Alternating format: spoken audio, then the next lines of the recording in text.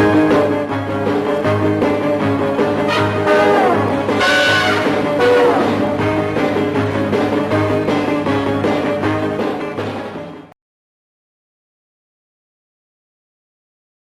the Prime Minister, question number 1, Mr. George Howard. Mr. Speaker, sir, this morning I had meetings with ministerial colleagues and others. In addition to my duties in this House, I shall be having further meetings later today. That the rebel cricket tour of South Africa is most certainly a breach of the Gleneagles agreement, both in spirit and in the letter. Would she accept the words of Sebastian Coe, who described the players involved as being nothing less than mercenaries? And would she make contact with those players and tell them to pack their bags and come on home? Mr. Speaker, my honourable friend, the Minister for Sport, indicated the government's views to those cricketers before they went on that cricket tour, that we had our duty to persuade them not to go, and we tried to persuade them not to go. But I must say to the honourable gentleman that they have gone is not contrary to the Gleneagles agreement, because that is a voluntary agreement, and people were free to choose and make their own decisions, and that is what they did. Sir Julian Ridsdale. I refer my honourable friend to the reply which I gave some moments ago. Sir Julian Ridsdale.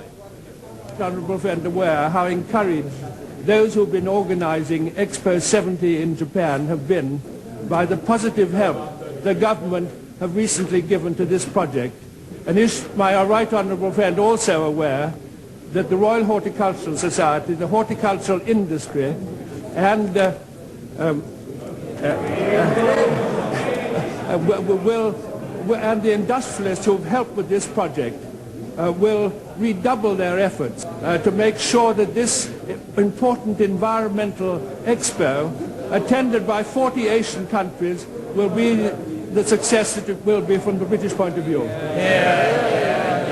Mr. Speaker, my honourable friend has been very assiduous in trying to persuade the government to take part in the Osaka Garden Festival as part of Expo 90. It is mainly something for the private sector, both Expo 90 and the Garden Festival. But the Japanese have been very keen that we should take part, and in response to my honourable friend, we have now agreed that there should be official British participation in the garden show. I understand from our Japanese friends that requires a Commissioner General to be in charge of the British participation in the garden show, and my right honourable friend, the Foreign Secretary, will shortly be writing to my honourable friend to offer him the post of Commissioner General. Mr. Neil Kinnock.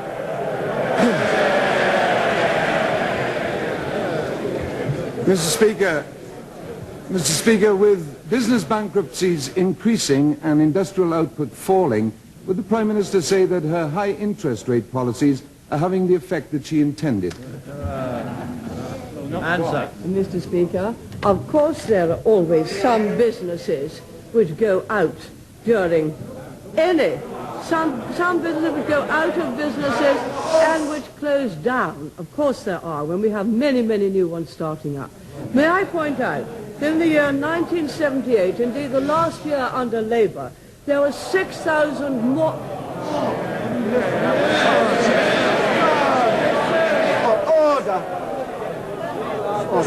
Order. Prime Minister must be given a chance to make her reply. Under the last year of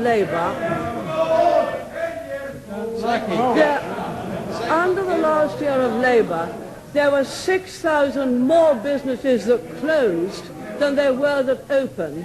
In 1988, after some 8 or 9 years of Conservative government, there were 64,000 more businesses that opened than there were that closed. Mr.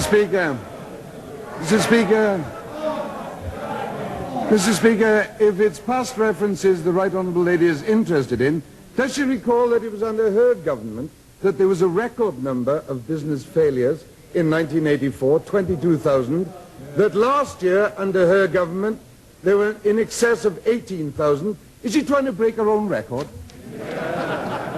don't think the right honourable gentleman heard what I said. The critical test is how many more businesses open and flourish than those that go out of business and close. Under Labour's last year of office, his most experienced year, some 6,000 more businesses closed than opened.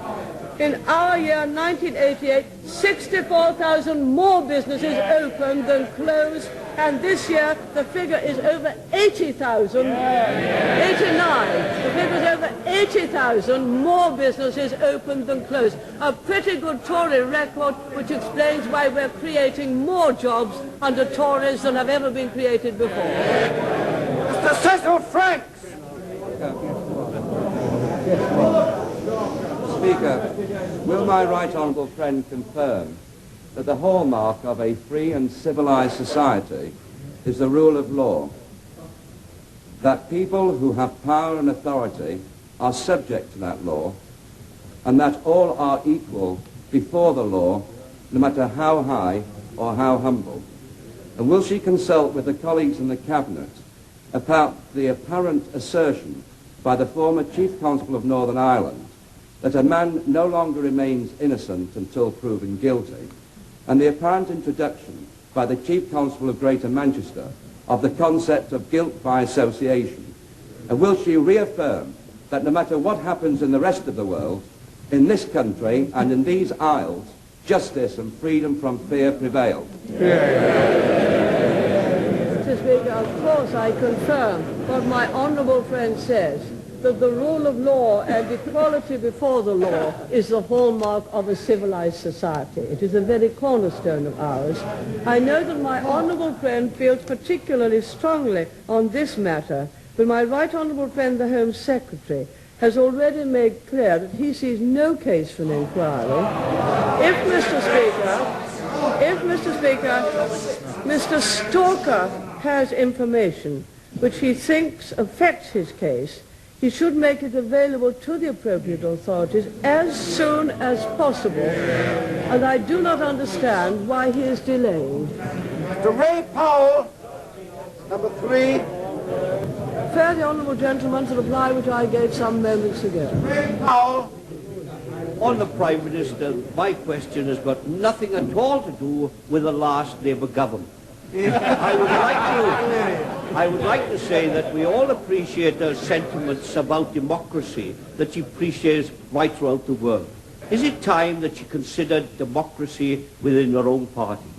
Is it not passing strange that only within 7 to 8 weeks of the election of the Order. Right. Mr. Ray Powell. Within 7 to 8 weeks of her election as the leader of the party, she was challenged. And is it not strange that within a matter of weeks, the challenger could be deselected Right. Order. The honourable members ask matters of the Prime Minister's ministerial responsibility. Yes. Mr. Henry.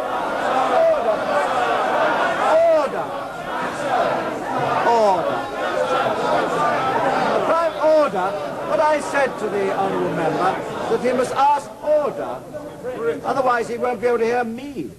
He must ask questions of the Prime Minister's ministerial responsibility.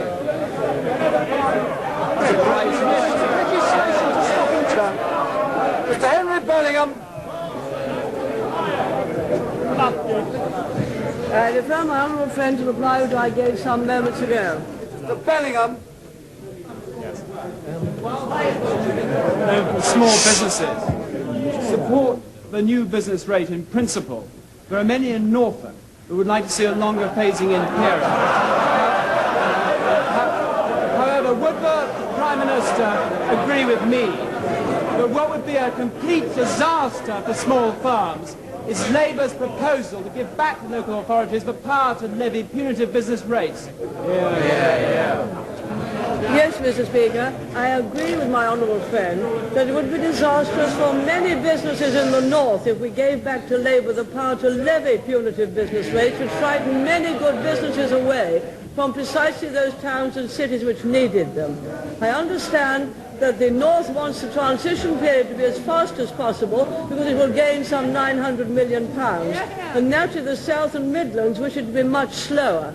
Therefore, we have to consider both. The present transition period is 5 years, but that is not an absolute figure, and it could be extended if need be.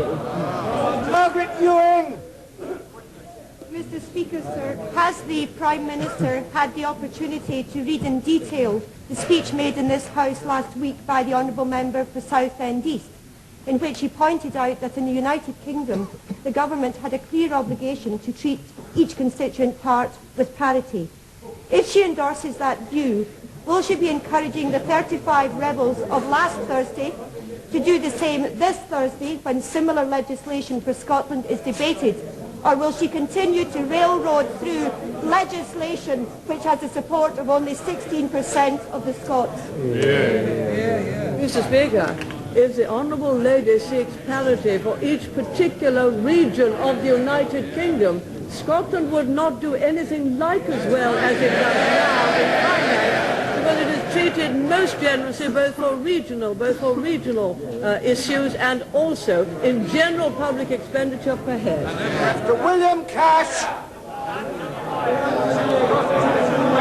Mr. William Cash! I refer my honourable friend to reply which I gave some moments ago. William Cash! Has my right honourable friend noticed in the Newsnight poll last week that only 15% wanted more power shifted from Westminster to Brussels? And furthermore, did she note that in the speech made by Mr. Delors to the European Parliament last week, he placed a new and positive emphasis on the national parliaments? And does she not agree that this is a very welcome move in the light not only of our well-tried parliamentary system here in Westminster, but also for the other countries in Eastern and Western Europe? Mr. Speaker, I welcome each and every recognition of the part which national parliaments play in democratic accountability in the community, and I did note that speech and it was very welcome. It is ministers meeting in the Council of Ministers, Mr. Speaker, who reach decisions, and they are and must remain accountable to their national parliaments. That is how proper democratic control in the community is exercised, and we must continue that way. Mr. Barry Sherman, number 6. Well, the honourable gentleman's reply which I gave some moments ago. Mr. Sherman. Prime Minister aware that an ordinary family with a £20,000 mortgage is now paying £50 a month more than it was only 18 months ago? And therefore, why is she so surprised that her policy of high interest rates leads to claims for higher wage rates? Mr. Speaker, when it comes to wage rates, the important thing is to keep an industry competitive. There's no point in taking wage costs way up and above those of our competitors. The honourable member will have seen the average increase in earnings over this time last year in industry. It is 9.25%. You will also be aware of the unit wage costs in this country are going up much faster than those of our competitors. And if people are concerned to keep their jobs, and I'm sure they are, then they must have regard to the future competitiveness of their industry. Sir John Stokes!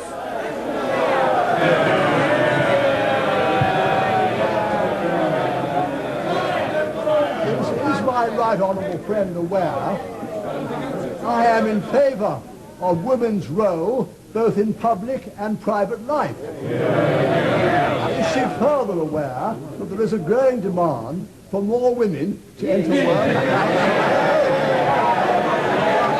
Would she not agree with me that, admirable as that is, we must safeguard both the institution of marriage and the bringing up of children? Yes, Mr. Speaker, as usual, my honourable friend has put his finger on the right point. Yes, it is absolutely vital that we safeguard the institution of family life, and undoubtedly the mother is the most important part in bringing up the children. But we also believe that she must too have the chance to work possibly part-time outside the home if she wishes, or full-time in career if she wishes, and we try to do our best to accommodate both wishes. I refer the honourable gentleman to the reply which I gave some moments ago.